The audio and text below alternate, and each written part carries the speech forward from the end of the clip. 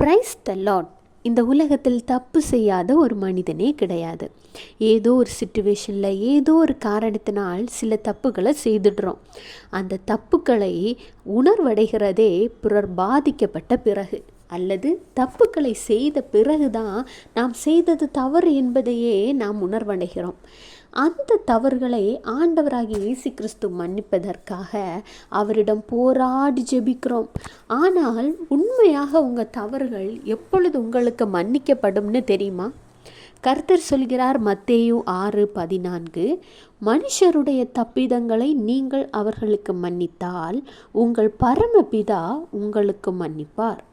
அதாவது உங்களுக்கு ஆண்டவராக இயேசு கிறிஸ்து எதை செய்ய வேண்டும் என்று நீங்கள் விரும்புகிறீர்களோ அதை முதலில் பிறருக்கு நீங்கள் செய்ய வேண்டும்.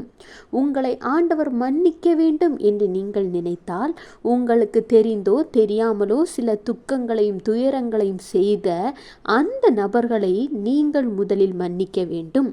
அரைக்குறையாக அல்ல, முழு மனதோடு மன்னித்து அவர்களை மீண்டும் நேசிக்க தொடங்க வேண்டும். இது என்னால் எப்படி முடியும் அப்படின்னு கேட்டிங்கன்னா, ஆண்டவர் உங்களுடன் இருந்தால், நீங்கள் அவரோடு தினமும் பேசிக்கொண்டிருந்தால், ஆவியின் அபிஷேகத்தில் நிறைந்து ஜெபித்து கொண்டிருந்தால் இந்த காரியம் உங்களால் கண்டிப்பாக முடியும். பிறரை மனதார மன்னித்து ஏற்றுக்கொள்ளும் பொழுது பரமபிதாவாகிய ஆண்டவராகிய இயேசு கிறிஸ்துவும் உங்களுடைய தப்பிதங்களை மன்னித்து உங்களை ஏற்றுக்கொள்வார். Have a blessed day. Jesus bless you.